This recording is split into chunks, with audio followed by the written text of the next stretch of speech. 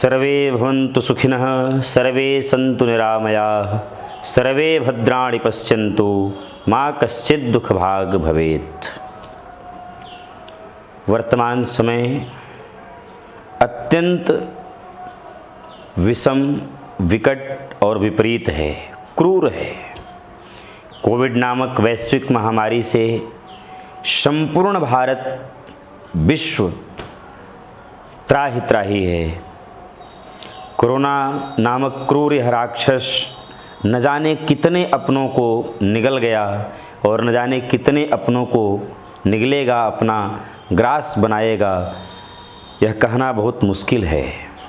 यह रोग न जाने किस रूप में, कहाँ तक और कितने समय तक और न जाने कितने लोगों को काल कवलित करेगा, इसका कोई ठोस जवाब हमारे और आपके पास नहीं है। इस विपरीत स्थिति में, इस नाजुक समय में, जबकि स्थितियां प्रति पल, प्रति क्षण, प्रति रोज बहुत भयावह और बहुत ही संवेदनशील होते जा रहा है, लेकिन इस प्रतिकूल परिस्थितियों में भी, विषम से विषम परिस्थितियों में भी हमें एक बात का बहुत ध्यान रखना है। 1 वर्ष पूर्व जब यह कोविड जन्म लिया था, पहली बार आपके और हमारे जेहन में, हमारे मस्तिष्क में यह बीमारी का जन्म हुआ, जब हम सब ने जाना, तो उस समय मैंने एक कोरोना के कारणों पर यथामति, यथाशक्ति, यथा समय में एक बहुत सुंदर आलेख दैनिक जागरण में बहुत विशिष्ट स्थान के रूप में उसको प्रकाशित भी किया गया था। मैंने कहा था कि कोविड के कारण क्या हैं, क्यों ऐसी हमारे साथ प्रकृति की नाराज़गी, हम सब आसपास के पर्यावरण को नोच रहे हैं, काट रहे हैं। नदी, गंगा इत्यादियों का जो शुद्ध निर्मल प्रवाह है, उस प्रवाह में हम सब बाधक बन रहे हैं, इत्यादि अनेक कारणों का मैंने उसमें जिक्र किया था, अनुसंधान किया था। आज इस अत्यंत प्रतिकूल परिस्थितियों में जब हम और आप इस भयावह बीमारी के अत्यंत निकट हैं, मुझे लगता है आजकल का जो आंकड़ा है, आजकल का जो समाचार है, उसके अनुसार पूर्व की अपेक्षा यह बीमारी अत्यंत ऊर्जा के साथ, अपने 2 गुने 4 गुने उत्साह के साथ आक्रमण कर रहा है। लेकिन इस आक्रमण के समय में, इस बीमारी के भयावह स्थिति में हम सबको अंदर से मजबूत होना है, मानसिक अवसादिता से ग्रस्त नहीं रहना है। हमारे भारत के इतिहास में अथवा भारत की प्रकृति में इसके पूर्व भी अनेक विघ्न, अनेक आपदाएं, अनेक संकट, अनावृष्टि, जलवृष्टि, अकाल, ऐसे अनेक वज्रपात, विघ्न आए हुए हैं। ऐसी इसके पूर्व भी अनेक परिस्थितियां पैदा हुई हैं। इतिहास में हम सब ने पढ़ा है, देखा है, अपने बुजुर्गों से, परंपराओं से हम सब ने सुना भी है। भारत संघर्ष का देश है, भारत निर्माण का देश है, भारत निर्माण का देश है। तमाम परिस्थितियां आएंगी, तमाम रोग, तमाम विघ्न, तमाम बाधाएं आएंगी, लेकिन हम चट्टान हैं। हमारे वहाँ माँ भारती की पूजा अर्चना करने का विधान है।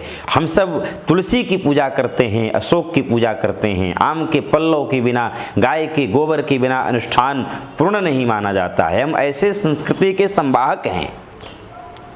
इसका हमें बल है, इसका हमें गौरव है, इसका हमें स्वाभिमान है। इसलिए आप सब से मेरा अनुरोध है कि वर्तमान समय में पूर्ण धैर्य, पूर्ण संयम, अखंड धैर्य, अदम्य साहस का परिचय देते हुए इस वर्तमान महामारी का सामना करें। लेकिन हमको और आपको सामना तो करना है, किंतु पूर्ण सावधानी के साथ सामना करना है। कोविड के जितने भी गाइडलाइन हैं, जो भी उसके प्रोटोकॉल हैं, अनावश्यक कहीं आना और जाना, अनावश्यक तरह का खान पान, अनावश्यक घूमना, अनावश्यक इधर उधर की बातें करना, जो भी कोविड के नियम हैं, जो भी कोविड के गाइडलाइंस हैं, उसको हम खूब अंतर्मन से स्वीकार करें। हमें सामना करना है, कमज़ोर नहीं बनना है। हमें अपने साहस का परिचय देते हुए इस आपात विघ्न से मुक्त होना है, न कि डर कर, भय हो करके हम इससे जूझ करके और डर से ही हम अपना मानसिक संतुलन खो दें, शारीरिक क्षति कर बैठें। ऐसा नहीं करना है। हमारा और आपका मिलना जरूरी नहीं है, हमारा और आपका मिलना जरूरी नहीं है, हमारा और आपका होना जरूरी है। हम और आप होंगे तभी तो मिलेंगे। कुछ दिनों की यदि सावधानियां हैं, कुछ दिन यदि प्रकृति चाहती है अपना नियामन करना, प्रकृति अपना संतुलन बनाना चाह रही है, इसके मूल में हम देखेंगे तो हम सब आध्यात्मिक व्यक्ति हैं। हम सब यही सोचेंगे कि अवश्य में प्रकृति हमसे और आपसे कहीं न कहीं से नाराज़ है। कुछ तो हुआ है हमसे और आपसे, यह तो एक अनुसंधान का विषय है। लेकिन विषय यह है कि हम सब अपना राष्ट्र धर्म और स्वधर्म निभाते हुए किसी भी परिस्थिति में, यदि हमारे किसी भी परिचित को यह रोग होता है, यदि बीमारी लगती है, तो हम उसको सकारात्मक ऊर्जा प्रदान करें। टेलीफोनिक हो, आर्थिक हो, शारीरिक भी हो, लेकिन उसमें पूर्ण रूपेण सावधानी के साथ कुछ उसको परामर्श ही देना हो, बिल्कुल प्रसन्नता के साथ, बिल्कुल ऊर्जा के साथ, पूर्व की भांति अपने संबंधों का ध्यान रखते हुए, अपने कर्तव्य बोध का स्मरण करते हुए हम सब उसके प्रति अपनी सहानुभूति प्रकट करें। मानसिक बल और मानसिक ताकत शारीरिक ताकत के अपेक्षा 100 गुना अधिक माना गया है। उसको भयभीत करना, उसके अंदर को और ज़्यादा डर को मजबूत करना, यह हमारा नैसर्गिक और नैतिक धर्म नहीं है। किसी भी विपरीत से विपरीत परिस्थिति में उस रोगी को, उस मरीज को हम सब कुछ ऐसा प्रयास करें, उसको अच्छी पुस्तकें बोलें कि आप अच्छी पुस्तकें पढ़ें, सकारात्मक ऊर्जा, मोटिवेशनल कुछ वीडियो देखें आप, जिससे आपका मानसिक संतुलन, आपकी अवसादिता समाप्त हो। आप फिजूल की बातें दिमाग में नहीं सोचें, फिजूल के समाचार, न्यूज़ इत्यादि नहीं देखें, जिससे आपका डर और ज़्यादा मजबूत हो। हमारा और आपका यह प्रयास होना चाहिए कि उसके डर को समाप्त करने का जो भी प्रयास है, जो भी है, उसको हम करें। इस समय मुझे लगता है कि यदि हम डर से जीत गए, किसी ने कहा है कि जो अपने डर से जीत सकता है, जो अपने डर से जीत सकता है, वो दुनिया से जीत सकता है। हम अपने डर से जीतने का प्रयास करें। बहुत इस समय का जो समय है, यह वास्तव में हमारे और आपके लिए बहुत ही विपन्नता का समय है, बहुत ही सोचनीय समय है। लेकिन इस सोचनीय समय में भी हम और आप जब मजबूत रहेंगे, हमारा और आपका जब एक दूसरे के प्रति समर्थन रहेगा, सहयोग रहेगा, आत्मबल का साथ रहेगा, समर्थन रहेगा, तो मेरा विश्वास है कि अवश्य में हम सब इस महामारी से मुक्त होकर के यथाशीघ्र लौटेंगे।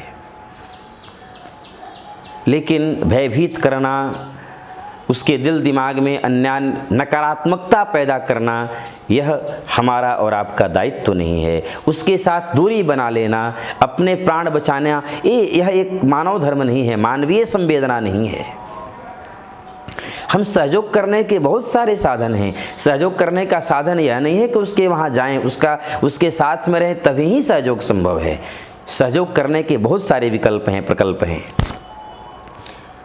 मैं बारंबार आपसे कहूँगा और आप सब के साथ मैं सभी धर्म प्रचारक, सभी पांडित्य समूह से भी, वैदिक विश्वमांगमय से भी और आप सब से भी यह प्रार्थना करना चाहूँगा कि इस समय हम सब मिल करके अपनी प्रार्थना शक्ति को बढ़ावें। प्रार्थना में बहुत बल है। प्रार्थना को प्राण कहा गया है, प्राण शक्ति है प्रार्थना। किसी के इष्ट हनुमान जी हैं, किसी के राम जी हैं, किसी के कृष्ण हैं, किसी की दुर्गा हैं। आप जिसकी आराधना करते हैं, जिसमें आपकी आस्था भावना है, उस आस्था, उस ईश्वर को प्रणाम करते हुए इस समय हम सबको चाहिए कि हम ईश्वर से यह विनती करें। किसी को कुछ नहीं आता है, जिसको जो आता है वही जपे।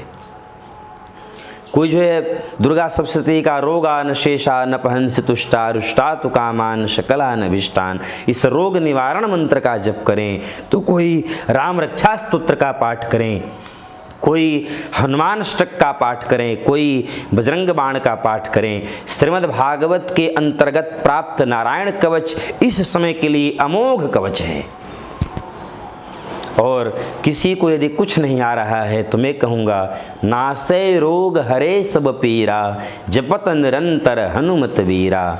इस मंत्र का भी यदि आप, इस दोहा चौपाई का भी यदि आप जाप करते हैं, इससे यदि आप संपुट लगा करके सुंदरकांड भी करते हैं तो अवश्य में हनुमान जी प्रसन्न होकर के यथाशीघ्र राष्ट्र को रोग से मुक्त करके आरोग्यवान बनाएंगे।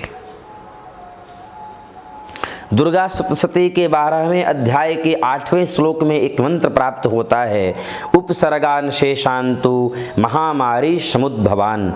इस मंत्र से भी आप चाहें तो एक एक अध्याय का संपुट करें, एक एक माला भी जप करें। इससे भी राष्ट्र को बहुत बल मिलेगा और राष्ट्रवासियों को, देशवासी यथाशीघ्र स्वस्थ होकर के लौटेंगे।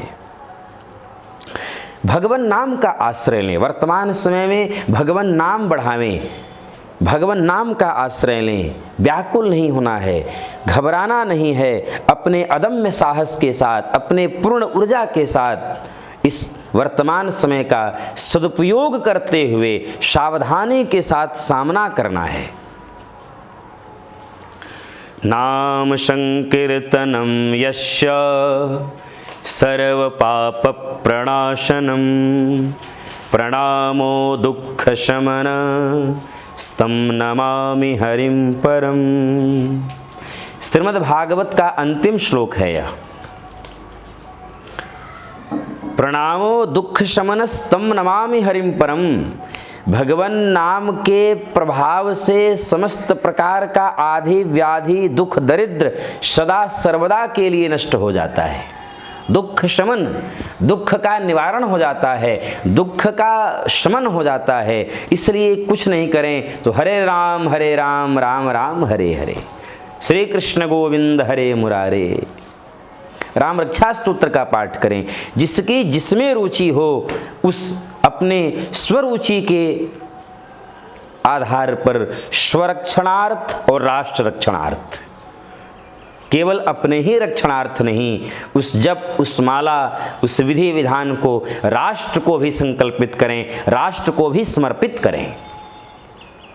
स्वरक्षणार्थ और राष्ट्र रक्षणार्थ जो भी आपसे होता है वह आप अवश्य करें। और सदा सदैव हमेशा आप अपने अंदर सकारात्मकता रखें, सकारात्मक बने और यह गीत गुनगुनाते रहें।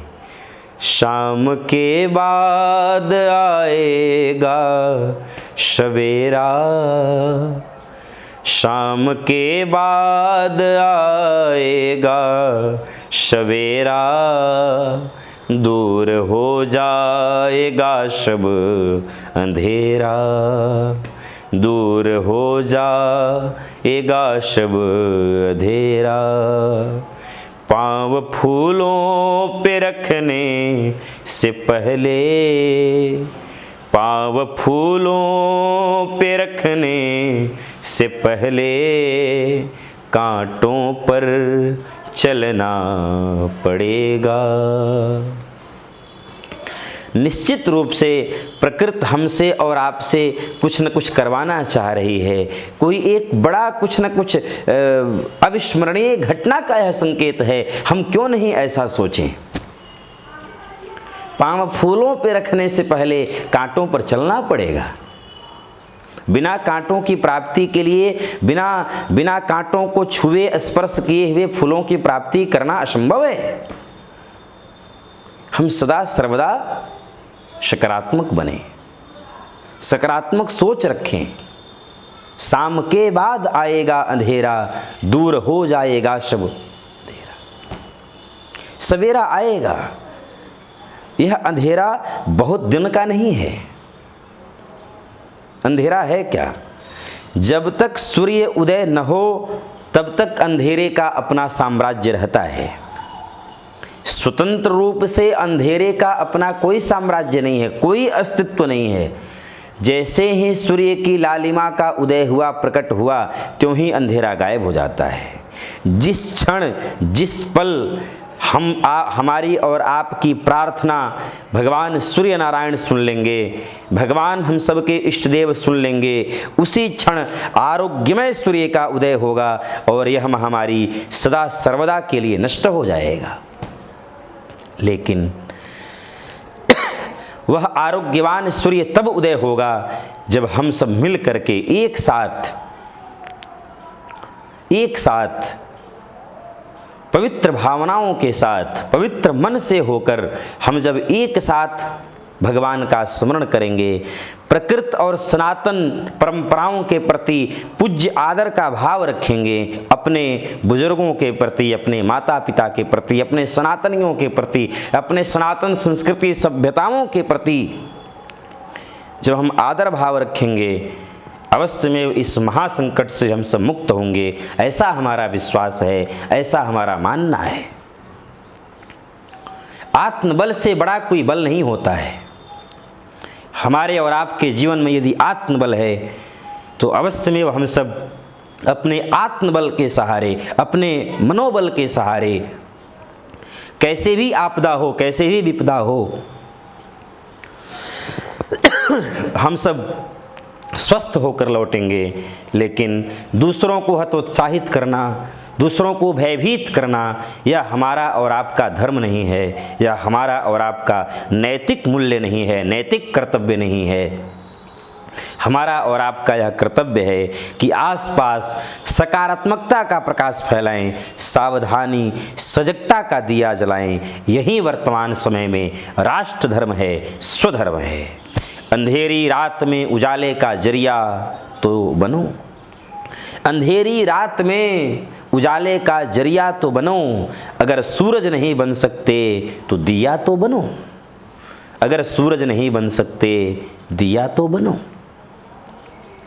हमने 1-2 व्यक्ति 10 व्यक्ति को भी यदि आसपास के लोगों को यदि यह रोग लगता है, यदि इस बीमारी से वह युक्त होते हैं, यदि हम उनको भी सकारात्मक ऊर्जा प्रदान करके, सकारात्मक भावनाओं के माध्यम से उनका आत्मबल मजबूत करते हैं तो अवश्य में हम अपना राष्ट्र धर्म ही निभा रहे हैं। इसलिए मैं पुनः आप सबसे, समस्त देशवासियों से, समस्त शिष्य परिकर से, आप सब से अध्यात्म ज्योतिष सेवा परिवार की ओर से मैं यह बारंबार प्रार्थना करता हूँ, आप सबसे विनती करता हूँ कि अपने आसपास एक अच्छा माहौल बना करके